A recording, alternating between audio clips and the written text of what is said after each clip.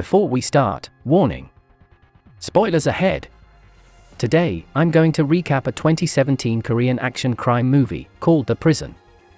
This movie is about a convicted ex-cop who is bullied in the prison, but successfully beats the prison king and becomes a ruler there. So, how can he win the territory? Let's find out together.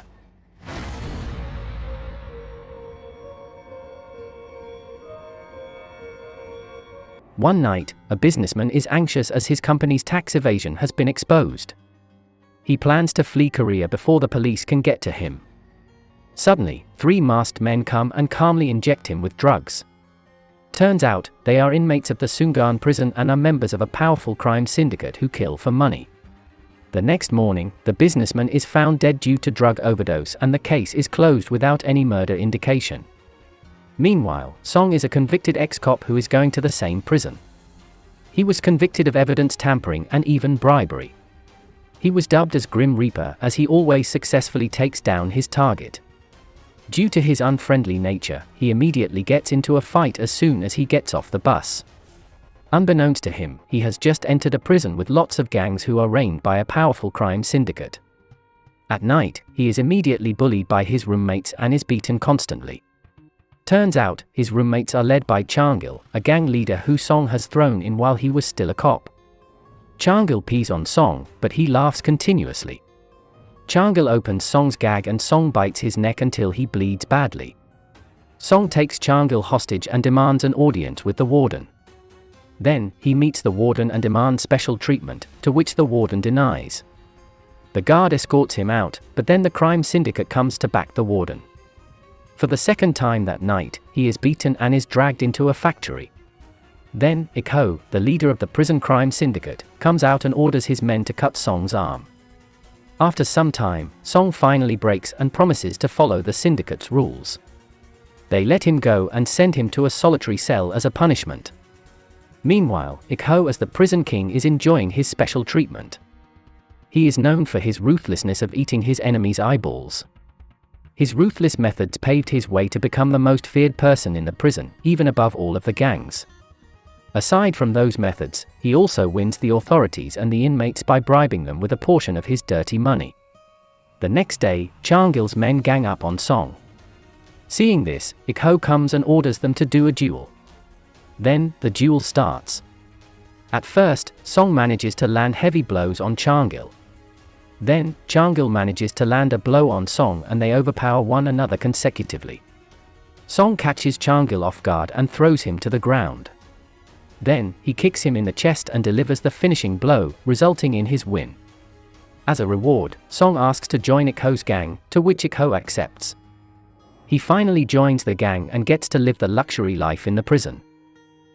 The next day, the warden meets Ik-ho's client, to deliver the reward of killing the businessman earlier. He also leaves Ik-ho's next mission with warden, and he reluctantly accepts it. Meanwhile, Song is meeting his new roommates, Ik-ho's direct henchmen who carry out the killing for the client. He is surprised to know that they are all professionals in their work, starting from safecracker, surgeon, army chief, and even a butcher. Then, warden meets Ik-ho, to deliver the reward and the details of the next mission. With the details, they plan the next mission. They even recruit an explosives expert from another prison into the team. Within minutes, they break into the target's location, open the safe, and steal some items from there. However, one of the henchmen manages to get away during the mission. The news reaches Warden, and he orders his men to capture him immediately. To add to his plate, the chief also visits the prison to do a sudden inspection. He immediately feels odd with Ik-ho, who is appointed as a model prisoner. However, Ik-ho resists and plans to kill Chief. Fortunately, Song backs Ik-ho and breaks the tension, and he is beaten by the guards instead. Before leaving, Chief orders Warden to clean up the mess. The incident makes Ik-ho feel indebted to Song, so they go out to eat Song's favorite food. Over the dinner, Ik-ho is more convinced by Song's loyalty, so he gives him a mission to capture his henchman who has gotten away in the previous mission, in exchange for $100,000. The next day, Song commences his mission. With his former police skills, he easily finds the jailbreaker. Song gets out of the car to join the fight. After some time of running, Song catches up and immediately knocks the jailbreaker down.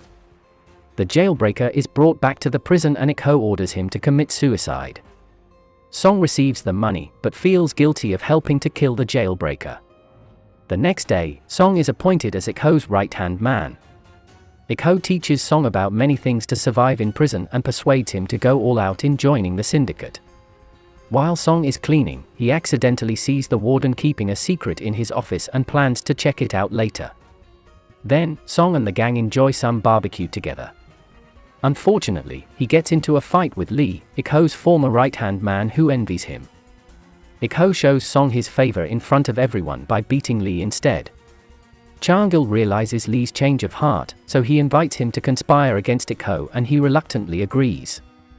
Meanwhile, Song has infiltrated the warden's office and finds out about his secret. Turns out, warden has been keeping incriminating evidence of Ikho accepting missions from the client. From one of the tapes, Song finds out that Ikho is the one who has killed his brother, as he was too close in prying on the prison syndicate as a reporter. The next day, the client comes to the prison to discuss the next mission directly with Ikho. Song spies on them and realizes something weird with Lee. He also sees Changil and his men entering the room. Turns out, Changil is about to gang up on Ikho today, to take his position as the prison king. To start off the fight, Ikho throws a pot of hot oil to one of Changil's men and ruthlessly gouges his eyeball with a spoon. While he is doing that, he threatens everyone who comes after him. His reaction demoralizes Changil's men. Seeing this, Changil apologizes, followed by tears and confession. However, Changil sneaks up on him and backstabs him. Suddenly, Song enters the room and saves Ikho once more. One by one, Changil's men are taken down by him. Song also receives many hits, but he keeps on getting up afterwards. He successfully takes down most of Changil's men, but he is still outnumbered. When he is about to be stabbed, Ikho saves him and the fight is stopped after the guards come in. At the infirmary, Song wakes up and remembers about the past. He remembers seeing his brother's dead body after being killed by Ikho. However, the police didn't have the evidence to pursue the case at Ikho. Song tried to dig up old cold cases with similar alibi, but his superior deemed the scenario as too big and rejected his proposal. So, he entered the prison by himself to collect the evidence and expose Ikho's syndicate, which is what he is doing until now. Meanwhile, Changil is moved to another facility. On his way there, the guards drop him off somewhere. Suddenly, one of Ikho's men rams a car into him and brings him somewhere else to be executed. In the prison, Ikho is rooting out the traitor. He suspects Song at first, but Lee breaks and begs for his life. Ikho orders Song to cut off Lee's arm with a chainsaw. Seeing this, the henchmen fear and respect Song more and more. However, inside, Song is afraid that his acts while infiltrating the syndicate will change who he really is.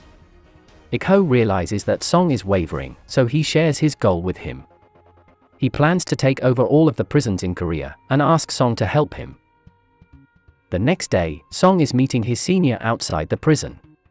He hands one of Warden's recordings over to him and explains all of the conditions in the prison. Song is determined to see the mission until the end, to get his revenge. Meanwhile, Warden is meeting the chief. Chief knows that Warden has been receiving money from Ikho, and he plans to uncover it. Then, Warden meets Ikho to release him from the prison. He does this to clean the mess within his jurisdiction. However, the solution is unwelcomed by Ikho. He rejects the proposal and plans to kill the chief himself. Once more, the syndicate sets out on a full-scale mission. This time, they are going to kill the chief in a foundry. Song sneaks out and calls his senior to relay the mission's plan and set up an ambush. And so, the police go to the foundry to set up the ambush. They get in, but find nothing suspicious inside. Turns out, Ikho has taken a precaution and changed the meeting point. His henchmen come with the chief in a bag, and set him to a scrap metal grinder. Chief begs for his life as he slowly approaches his end. With that, Ikho has killed the chief without any evidence leading to the syndicate. Meanwhile, Song's senior receives an order from his superior to abort the mission. However, he doesn't want to abandon Song, so he embarks on his own investigation. On their way back, Ikho hears about the ambush, and sends his man to follow Song's senior. They capture him and Ikho threatens to kill him if Song doesn't confess. They set his senior on the same metal grinder while putting him on the call. Song finally breaks and blows his cover. He plans to take Ik-ho hostage, but his men swarm the place and immediately beat him up. Meanwhile, Warden knows about the police investigation and realizes his missing recording. He confronts Ik-ho and they get into a fight. However, he can't shoot him and Ik-ho manages to get a hold of the gun. He appoints a new warden and kills the previous warden right away. Then, Ik-ho orders his men to use Song as a scapegoat of Warden's murder. They plan to make it seem like he commits suicide. They lift Song up, but his determination to live is strong. One of the henchmen admires him and helps him to get away. Amidst the commotion, Song beats the henchmen one by one. Then, he gets out of the room to hide himself. The prison is on alert to find Song. The guards search the room one by one. Luckily, one of his old friends hides him and treats his wound. Then, he goes to Ik-ho's private facility and sets it on fire. Within minutes, the fire spread, alerting Ik-ho and the guards. Song also brings a gas tank and sets it loose in Ik-ho's base camp. Then, all of the guards and the inmates work together to extinguish the fire. However, it is too big and their effort seems meaningless. Suddenly, Song reveals himself and invites Ik-ho to a duel. Ik-ho takes a metal bar and accepts the invitation. The fight is fierce and tense as they overpower one another. After some time, Song manages to beat Ik-ho and humiliates him in front of his men. Meanwhile outside, the police are also alerted by the fire, so they break into the prison and swarm the place. On top of the tower, Ik-ho exploits Song's wound and the tide turns once more. Luckily, the police warn Ik-ho to surrender. However, he is consumed by his ambition and doesn't plan to give in. Song catches him off guard and beats Ik-ho as he laughs. Song plans to end Ik-ho's life, but his superior comes and reminds him of who he really is. Song spares Ik-ho's life, but he uses the chance to beat Song instead. In the end, the police shoot at Ik-ho and kill him. Song is relieved to see his brother's killer is destroyed by his own hands. The syndicate is disbanded afterwards and will be investigated. The client has also been captured, and all of the cold cases that Ik-ho has covered will be reopened too. However, Song will also serve some time in prison for his actions while joining the syndicate, to which he accepts open-heartedly. Subscribe to watch more videos like this, turn on notifications, and leave a like and comment to help the channel out. Thank you for watching, and see you next time.